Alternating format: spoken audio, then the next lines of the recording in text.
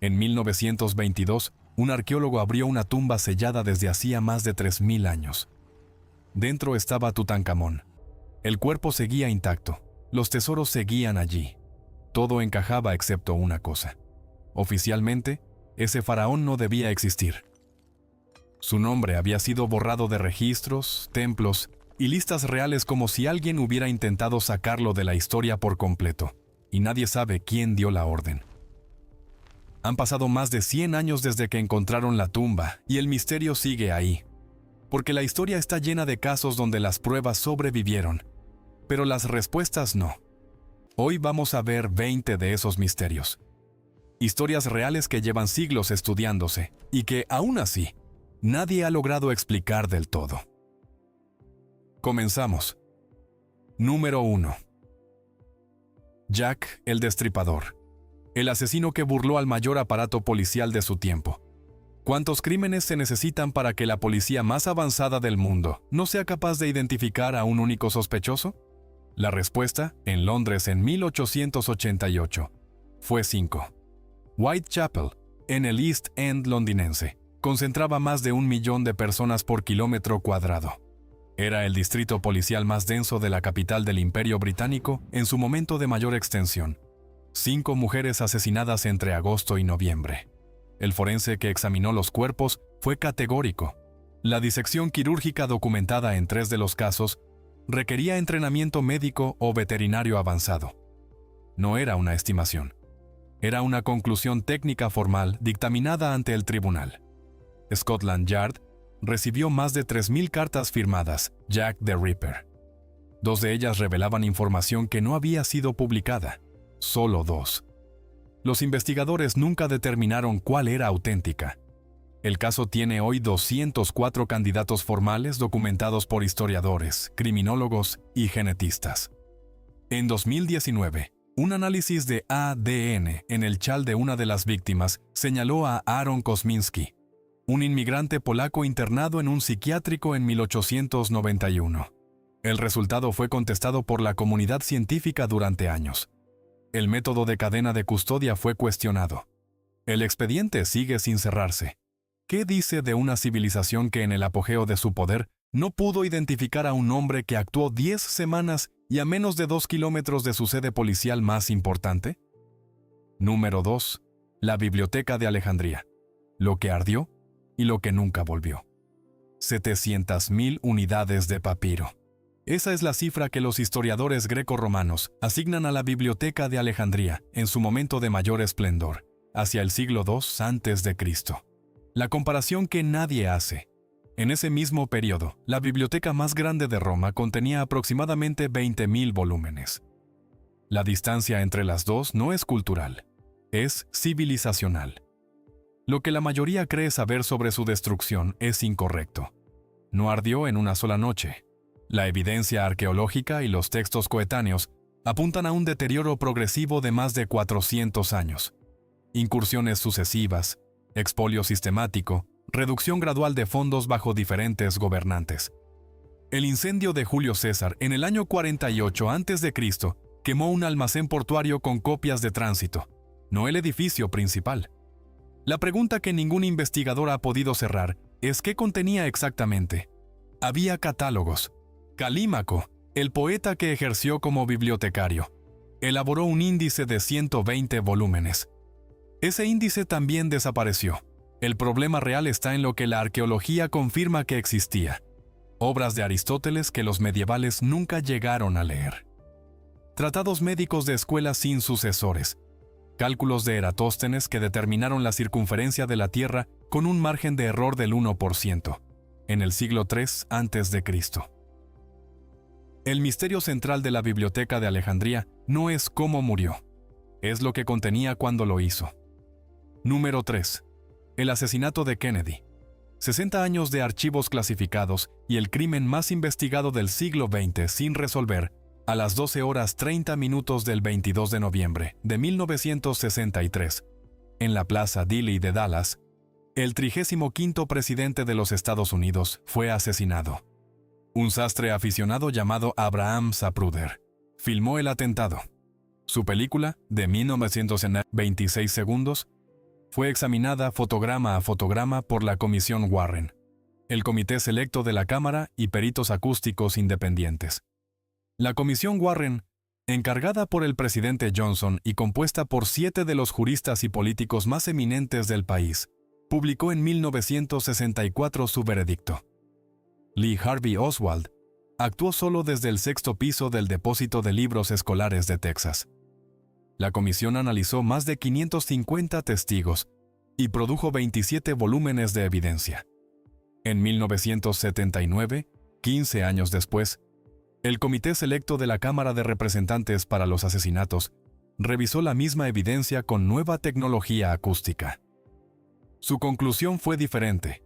La evidencia sugería la existencia de un segundo tirador en la colina de la Hierba, en el lado opuesto al edificio de Oswald. El comité determinó que, probablemente, existió una conspiración. 2 comisiones del Congreso de los Estados Unidos, sobre el mismo caso, con la misma evidencia, llegaron a conclusiones contradictorias. La CIA y el FBI retuvieron archivos clasificados hasta 2017, cuando el presidente Trump ordenó su desclasificación parcial. Más de 10.000 documentos fueron liberados. Varios miles permanecen clasificados todavía, por orden del presidente Biden, bajo el argumento de que su publicación podría dañar la seguridad nacional.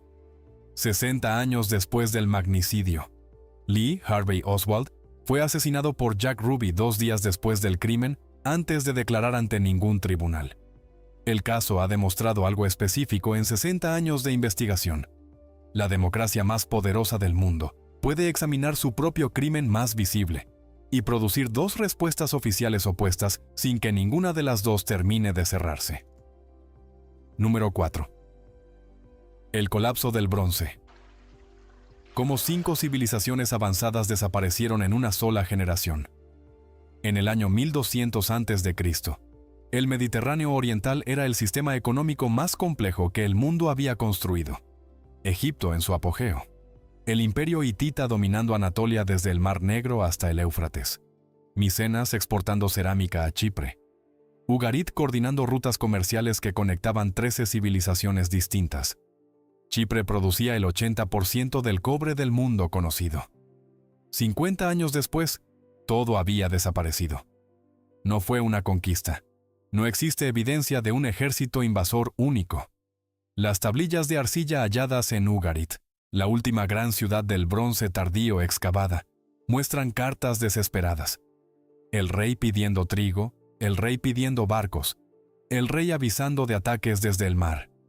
La última carta de Ugarit nunca fue enviada. Estaba en el horno cuando la ciudad ardió. Los arqueólogos han identificado factores concurrentes documentados. Sequías en los análisis de sedimentos del período, terremotos en la falla tectónica de Anatolia, migraciones de los llamados pueblos del mar, colapso de rutas comerciales. El debate académico gira en torno a si alguno de esos factores fue la causa o si todos juntos produjeron un sistema tan interconectado que, al fallar un nodo, colapsó entero. El historiador Eric Klein lo documenta como el primer colapso sistémico global de la historia. El mundo tardó 400 años en recuperar el nivel de complejidad económica que perdió en una generación. Número 5. La verdadera identidad de Shakespeare. 80 candidatos y 0 manuscritos en su letra. Antes de 1600 no existía la figura del autor literario tal como la conocemos. Los dramaturgos del teatro isabelino vendían sus obras a las compañías, que las representaban, modificaban y revendían. William Shakespeare de Stratford-upon-Avon es una persona documentada. Hay registros de su bautismo en 1564, de su matrimonio en 1582, de la compra de propiedades en Stratford, de su muerte en 1616. No existe ningún manuscrito en su letra, ninguna carta a editores, ningún libro de su biblioteca. La única escritura autógrafa conservada son 6 firmas en documentos legales, todas con ortografía distinta de su propio nombre. El debate académico sobre la autoría, sostenido formalmente desde 1857 por académicos de Oxford, Cambridge y las universidades más antiguas de los Estados Unidos, tiene por objeto una pregunta precisa. Si el hombre de Stratford escribió las 37 obras atribuidas a su nombre, los principales candidatos alternativos incluyen a Francis Bacon, Christopher Marlowe y Edward de Vere, 17º conde de Oxford. La distancia entre el dominio del latín clásico, la ley italiana, la etiqueta cortesana y la estrategia militar que demuestran los dramas y los registros disponibles sobre la educación de un hijo de comerciante de guantes en Stratford, es lo que ha mantenido vivo el debate 400 años. En 2003, la American Shakespeare Authorship Question fue formalizada como área de investigación académica con protocolo de revisión por pares propio. La pregunta sigue abierta. Lo que acaban de escuchar es la primera capa del problema. 5 casos con evidencia, con archivos, con investigadores que dedicaron vidas enteras, y ninguna respuesta definitiva. Los próximos 15 casos son los que ningún libro de historia presenta juntos en el mismo capítulo. Continúan. Número 6. La muerte de Napoleón Bonaparte. El médico que certificó su muerte escribió: cáncer de estómago. El toxicólogo que analizó su cabello 140 años después escribió: arsénico, 13 veces por encima del umbral letal. Ambas afirmaciones están documentadas. Solo una puede explicar la causa de la muerte. Napoleón muere el 5 de mayo de 1821 en Santa Elena, bajo custodia militar británica. El diagnóstico oficial, firmado por el Dr. Archibald Arnott, es cáncer de estómago con úlcera perforada. En 1961, el toxicólogo sueco Sten Forshovd analiza muestras de cabello que el ayuda de cámara Louis Marchand había recortado durante los años del exilio y conservado como reliquia personal. Las hipótesis son 4. Envenenamiento deliberado por el conde de Montholon, agente borbónico, mediante dosis calculadas en el vino. Envenenamiento ambiental accidental. El papel pintado verde arsenical de su dormitorio en Longwood House liberaba gas arsina en condiciones de humedad. Sobredosis de compuestos arsenicales medicinales, habituales en 1821. Y la versión oficial: cáncer gástrico sin intervención externa. En 2001, el laboratorio forense de Pascal Kintz, en Estrasburgo, analiza muestras adicionales conservadas en 3 museos europeos distintos. Los resultados son coherentes con los de 1961. El nivel de arsénico en el cabello de Napoleón corresponde a una exposición crónica y sostenida. La fuente no está determinada. Número 7. El tesoro de los templarios. La mayor fortuna medieval que desapareció en una sola noche. El viernes 13 de octubre de 1307, el rey Felipe IV de Francia ejecutó simultáneamente la mayor operación policial de la Edad Media. En un solo amanecer, agentes reales arrestaron a más de 2.000 caballeros templarios en todo el territorio francés. La operación había requerido meses de planificación secreta. Ningún templario fue avisado, excepto los que custodiaban el tesoro. Los inventarios del Temple de París, el Banco Central de la Orden, documentaban fortunas en oro, plata, propiedades y letras de crédito que hacían de los templarios la institución financiera más relevante de Europa Occidental. Cuando los agentes del rey llegaron esa mañana, el tesoro no estaba. Tampoco estaba la flota atlántica. 18 barcos anclados en el puerto de La Rochelle habían zarpado la noche anterior. Esos barcos nunca aparecieron en los registros portuarios de ningún otro puerto europeo conocido. Algunos historiadores los rastrean hasta Escocia, que en ese momento estaba excomulgada por el Papa y no reconocía su autoridad. Otros apuntan a Portugal, donde la orden sobrevivió bajo otro nombre. Los registros portugueses de ese periodo tienen lagunas documentales inusuales. El tesoro de los templarios es el caso de robo sin rastro más investigado de la historia de Europa. 716 años después del arresto, no hay una teoría unificada aceptada. Felipe IV murió en 1314, arruinado, 7 años después de confiscar lo que debía ser la fortuna más custodiada de la cristiandad. Número 8. La sábana santa de Turín. El objeto que la ciencia puede datar pero no replicar. En 1988, el caso se dio por cerrado. 3 laboratorios independientes aplicaron la prueba de radiocarbono 14 y dictaminaron que la tela era del siglo XIV. Oficialmente, una falsificación brillante. Pero la física no lee dictámenes históricos. La imagen impresa en ese lino no está pintada. La espectrometría confirma que no hay tintes ni pinceladas. es una deshidratación oxidativa súbita de la celulosa superficial.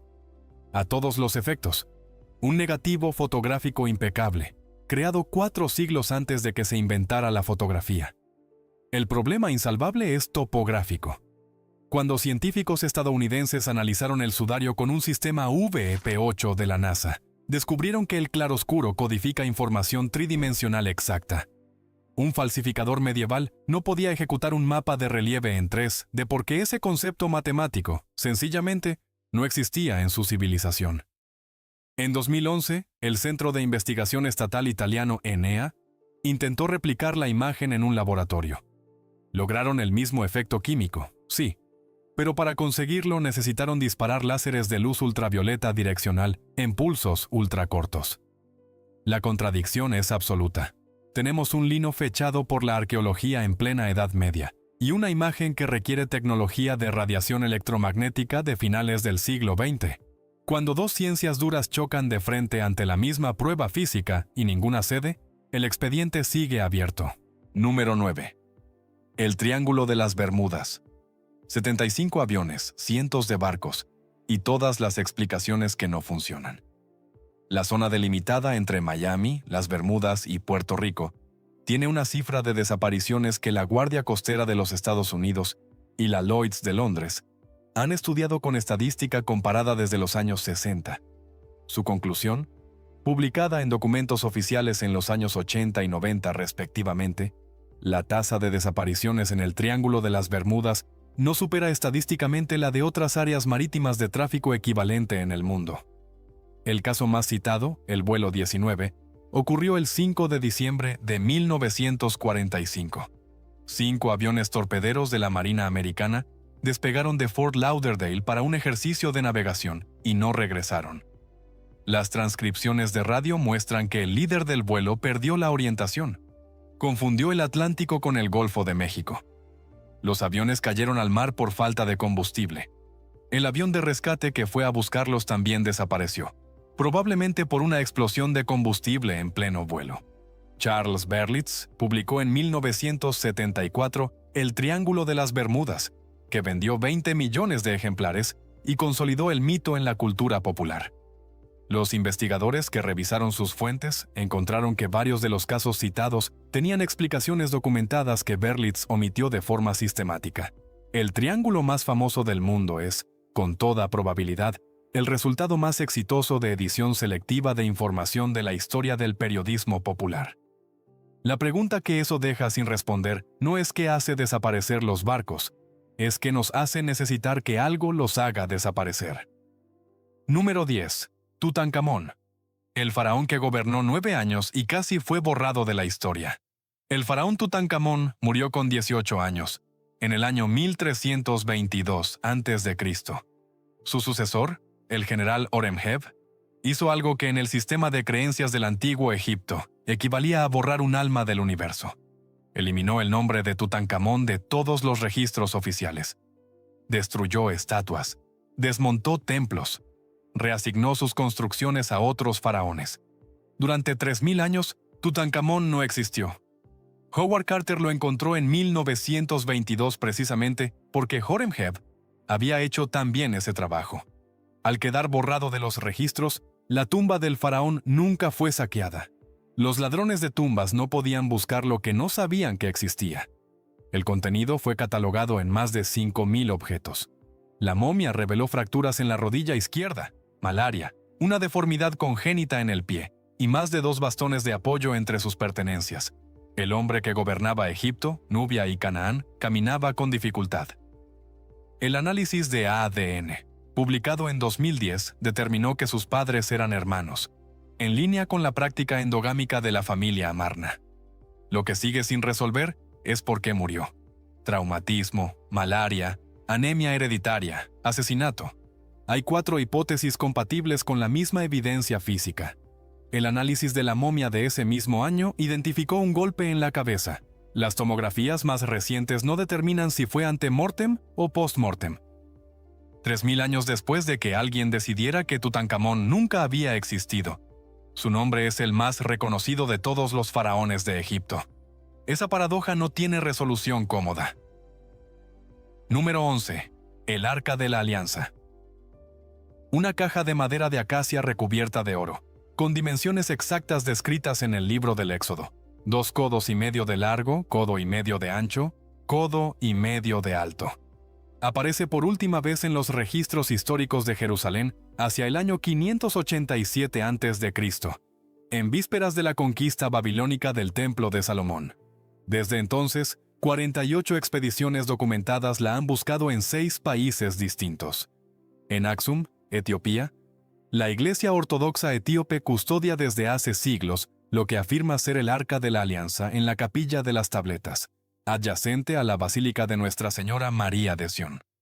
El acceso está restringido a una sola persona, el guardián del arca, un sacerdote designado de por vida.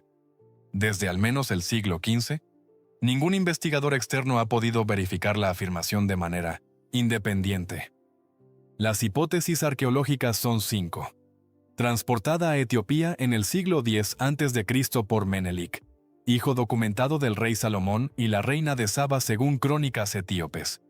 Ocultada en el templo de la isla de Elefantina, en Egipto, por sacerdotes judíos durante la conquista asiria del 722. Escondida en los túneles subterráneos del Monte del Templo en Jerusalén, cuya red parcial mapeó el arqueólogo Charles Warren en 1867. Destruida por Nabucodonosor II en la toma de la ciudad del 587. O trasladada a Babilonia como botín de guerra junto con los restantes tesoros del templo. El ejército de Israel no ha encontrado rastro bajo el monte del templo en Jerusalén. La Iglesia etíope ha rechazado toda solicitud de verificación arqueológica independiente desde 1900. El guardián del arca ha muerto en su cargo 3 veces en el último siglo. Cada sucesor jura, en la ceremonia de investidura, haber visto el objeto. Ninguno ha permitido verificación independiente. La única cadena de custodia continua del objeto más buscado de la historia produce exactamente 0 evidencia verificable. Número 12. ¿Cómo acabó la vida de Mozart? El requiem encargado por un hombre de negro que nunca reveló su nombre. En julio de 1791, un mensajero de luto se presentó en la puerta de Wolfgang Amadeus Mozart con un encargo anónimo: componer un requiem, una misa de difuntos, para un mecenas que no quería ser identificado. Mozart tenía 35 años y lo aceptó. En los últimos 5 meses de su vida terminó La flauta mágica. Compuso el concierto para clarinete y trabajó en el requiem mientras su salud se deterioraba con rapidez. Murió el 5 de diciembre de 1791 con la partitura incompleta. El comitente anónimo resultó ser el conde Franz von Walsegg, que quería presentar el requiem como composición propia para honrar a su esposa fallecida. Eso explica el anonimato del encargo. No explica nada sobre la causa de la muerte. La fiebre reumática aguda cuenta con mayor respaldo entre los investigadores actuales. Trichinosis, insuficiencia renal e intoxicación por mercurio, administrado entonces como tratamiento estándar. Completan las hipótesis con base documental. Su médico lo trató con sangrías, el procedimiento habitual del siglo XVIII, que en algunos contextos acelera el desenlace. La partida de defunción anota fiebre miliar aguda. Eso no es un diagnóstico, es una descripción de síntomas. Mozart fue enterrado en una fosa común de la Catedral de San Esteban, que era el procedimiento habitual de su época. Nadie marcó la tumba. La ubicación exacta de sus restos se desconoce. Número 13. La Atlántida de Platón, un continente descrito con coordenadas precisas por el filósofo más riguroso de la antigüedad. 2 diálogos. El Timeo y el Critias. Platón los escribió en torno al año 360 a.C., y no lo hizo con la vaguedad de un mito. Lo hizo con la precisión de un geógrafo. Ubicación al oeste de las columnas de Hércules, el actual estrecho de Gibraltar. Dimensiones de 90 kilómetros de ancho y 150 de largo. Sistema de canales con medidas exactas. Estructura política de 10 reinos federados y fecha de destrucción aproximada de 9000 años antes de su propia época. La posibilidad de que Platón describiera algo real no es marginal en la academia. La Sociedad Geológica de Londres ha publicado análisis de estructuras submarinas en el Mediterráneo y el Atlántico, que coinciden parcialmente con la descripción. El geólogo griego Amos Nur Identificó patrones sísmicos en el Mediterráneo oriental, compatibles con el tipo de hundimiento que Platón describe. Santorini es la candidata con mayor respaldo. La erupción volcánica de 1600 a.C., que destruyó la civilización minoica, coincide en tipo y magnitud con el hundimiento que Platón describe. La plataforma del Estrecho de Gibraltar, el Mar de Azov y la costa atlántica ibérica son las tres alternativas con masa crítica de defensores. Ninguna coincide plenamente con todas las coordenadas de Platón. La alternativa, que Platón inventó un continente con esa precisión descriptiva como alegoría filosófica, tampoco satisface a todos los académicos. Platón era el filósofo que más rigurosamente distinguía entre el mito y el argumento verificable. El debate está exactamente donde estaba hace 2300 años. Número 14. El gran ejército de Cambises. 50.000 soldados que el Sáhara se tragó sin dejar huella. Llevamos 14 casos. En ninguno de los anteriores la desaparición es tan absoluta. Los demás dejaron algo. Un archivo, un nombre, un fragmento. El gran ejército de Cambises no dejó nada verificable. El año 525 a.C., el rey Cambises II de Persia, hijo de Ciro el Grande, acababa de conquistar Egipto. Envió uno de sus mejores ejércitos, estimado entre 20 y 50.000 hombres según las fuentes, al oasis de Siwa, para destruir el oráculo de Amón, que había declarado su conquista ilegítima. El ejército partió de Luxor hacia el oeste. Nunca llegó a Siwa. Heródoto, que escribió una generación después de los hechos, lo atribuye a una tormenta de arena de proporciones catastróficas. El ejército fue enterrado en las dunas mientras marchaba en formación. Sin supervivientes, sin mensajeros, sin señales de vida. 2500 años de búsqueda sin resultado verificable. En 2009, los hermanos Alfredo y Angelo Castiglioni anunciaron que habían encontrado restos humanos y armas persas en el desierto libio, en la zona de Bajaría. El análisis fue publicado y contestado. El hallazgo no fue verificado en las excavaciones sistemáticas realizadas en el área en los años siguientes. 50.000 hombres en movimiento producen huellas durante siglos. Aquí no hay ninguna confirmada. Número 15. El colapso financiero del Imperio Romano. El primer crack económico de la historia documentado en sus propios archivos. En el siglo III después de Cristo, el Imperio Romano comenzó a reducir sistemáticamente el contenido de plata en sus monedas.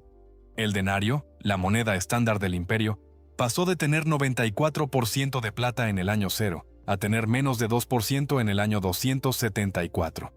La inflación que eso produjo, según los papiros egipcios de la época, superó el 4000% en un siglo. El misterio no es que el imperio devaluara su moneda.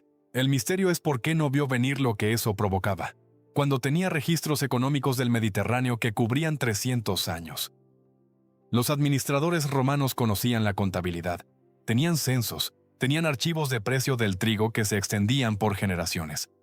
El historiador económico Peter Temin de Harvard documentó en 2013 que el colapso financiero romano fue real, registrado en tiempo real y sistémicamente similar en sus mecanismos a crisis económicas del siglo XX.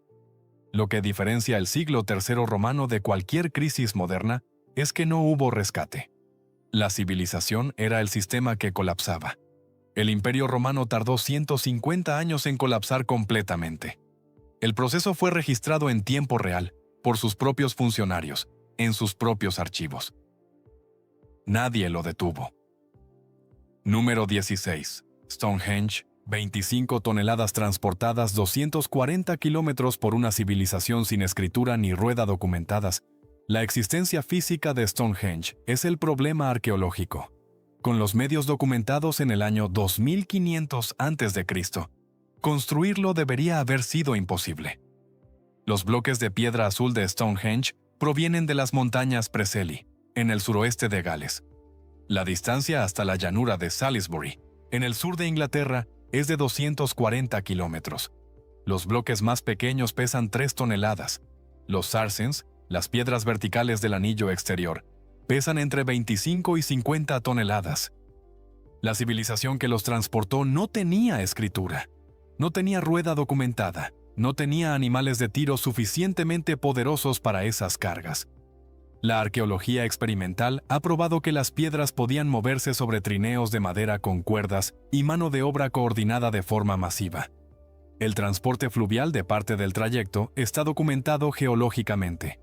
El esfuerzo logístico está en el rango de lo que una sociedad neolítica muy organizada podía ejecutar. No existe consenso académico sobre la función de Stonehenge. El por qué no tiene respuesta. La hipótesis con mayor respaldo activo es la del santuario de curación, apoyada en análisis de restos óseos que documentan peregrinaciones desde regiones distantes. Observatorio astronómico con calendario solar y lunar integrado. Marca territorial de élite y lugar de comunicación con los antepasados. Tienen cada una base documental propia, y ninguna la tiene suficiente para cerrar el debate. El círculo lleva 4.500 años en pie. La razón por la que se construyó sigue siendo el debate más persistente de la arqueología europea. Y la pregunta más inquietante no es cómo lo construyeron, es qué necesitaban tan urgentemente que lo justificó. Número 17. Anastasia Romanov. ¿Por qué el Estado soviético tardó 70 años en decir lo que sabía desde los años 20? La noche del 16 al 17 de julio de 1918.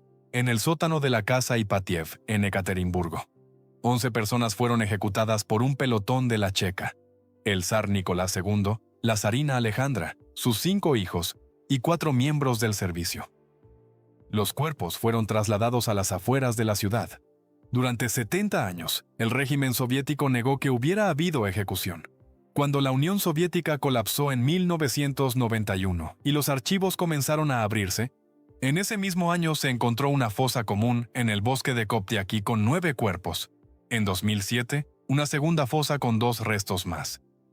El análisis de ADN comparado con parientes vivos de los Romanov, incluyendo el duque de Edimburgo, Felipe de Mountbatten, descendiente directo de la zarina, confirmó la identidad de toda la familia. El resultado fue publicado en 2009. El misterio de Anastasia no era si había sobrevivido. La pregunta que los archivos tardaron 70 años en responder era otra. ¿Por qué el Kremlin guardó silencio durante décadas? Los archivos parcialmente desclasificados después de 1991 muestran que el Kremlin conocía la ubicación de los cuerpos desde la década de los 20. 30 mujeres afirmaron ser Anastasia durante el siglo XX. La más famosa, Anna Anderson, litigó durante décadas. El ADN, analizado en 1994, demostró que era una impostora polaca. Un estado que tenía esa prueba guardó silencio. Número 18. El manuscrito Voynich. 600 años sin que nadie pueda traducir una sola línea. ¿Cuántos criptógrafos necesitas para confirmar que un libro es ilegible? La respuesta, desde 1400 hasta hoy, es todos los que han intentado. El manuscrito Voynich es un libro de 240 páginas ilustradas, escrito en un idioma o sistema de cifrado que ningún lingüista, criptógrafo o modelo de inteligencia artificial ha podido descifrar de forma verificable. Lo adquirió el librero Wilfrid Voynich en Roma en 1912.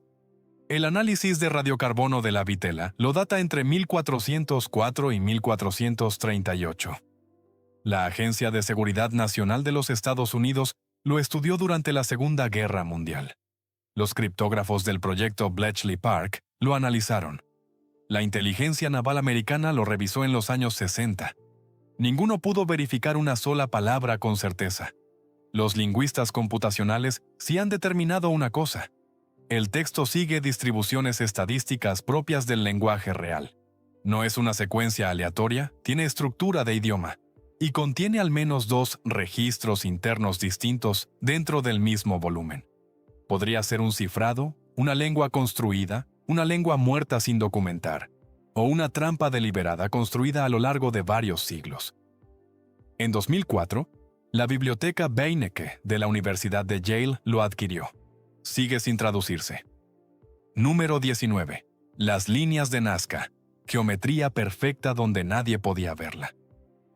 Maria Reiche dedicó 50 años de su vida al desierto de Nazca. La matemática alemana llegó al Perú en 1946 y no volvió a vivir en Europa. Durmió en el desierto, midió las líneas a mano, publicó sus resultados durante décadas. Murió en Lima en 1998, a 95 años, sin encontrar la respuesta definitiva. Las figuras cubren 450 kilómetros cuadrados del desierto costero peruano. Algunas líneas miden 9 kilómetros de longitud. El colibrí tiene 93 metros de envergadura. La araña, 46. Todas las figuras solo son distinguibles desde una altitud mínima de 400 metros. La cultura nazca, que las trazó entre el año 100 a.C. y el año 800, no tenía ningún medio de vuelo documentado. La hipótesis, con mayor respaldo en los análisis actuales, apunta a sistemas rituales de caminata procesional, con variantes que incluyen mapas hidrológicos subterráneos y mecanismos de comunicación entre aldeas. Las tres explicaciones descartadas, señales extraterrestres, pistas de aterrizaje y calendarios astronómicos de gran escala, lo fueron por ausencia de mínimos en correlación verificable. Ninguna de las hipótesis activas explica completamente la escala ni la precisión con los medios disponibles. El Sistema de Información Geográfica de la NASA ha mapeado las líneas con detalle de milímetro. El misterio no ha disminuido. Número 20. Fallecimiento de Alejandro Magno. 12 días de agonía y 10 candidatos al envenenamiento. Alejandro Magno murió en Babilonia el 11 de junio del año 323 a.C. Tenía 32 años. Su médico personal lo atendió durante los últimos 12 días de vida. Su diagnóstico oficial fue fiebre y debilidad creciente. No dijo más.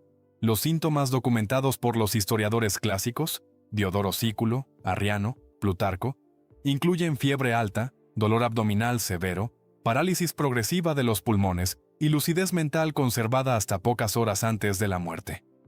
En 2010, la doctora Catherine Hall de la Universidad de Otago publicó un análisis en el que propone que los síntomas son compatibles con el envenenamiento por acónito, planta conocida en la antigüedad como la reina de los venenos. El tiempo de acción encajaría con los 12 días de agonía. La hipótesis del acónito es la más reciente. Entre las 10 teorías que han pasado el umbral mínimo de evidencia sin superarlo, también figuran fiebre tifoidea combinada con pancreatitis, insuficiencia renal aguda e intoxicación por mercurio administrado como tratamiento médico de la época. Los candidatos al envenenamiento incluyen a su general Antípatro, su comandante Pérdicas, su copero Yolas y, en la lectura más perturbadora, sus propios médicos de cámara. La guerra de los diádocos que siguió a su muerte dividió el imperio más extenso de la antigüedad en 20 fragmentos en 40 años. Quien quería que Alejandro muriera tenía motivos concretos, y todos los motivos concretos apuntan a personas que estaban en Babilonia esa noche. Si alguno de estos 20 casos te dejó con la sensación de que la historia oficial no lo cierra del todo, esa incomodidad es exactamente la respuesta correcta. No existe un expediente definitivo para ninguno de estos misterios. Si lo hubiera, no estarían aquí. Escribe Enigma en los comentarios. Necesito saber cuál de los 20 te parece el más perturbador. Sigo todos los que llegan. Si quieres continuar en esto, el botón de suscripción está ahí. Y si alguien en tu vida tiene la misma curiosidad por lo que la historia no termina de contar, este es exactamente el vídeo para compartir con esa persona. El próximo episodio de Mister Histórico será mucho más interesante, con archivos, con fuentes primarias, con el nivel de detalle que hoy no fue posible. Ya sabes cuál es.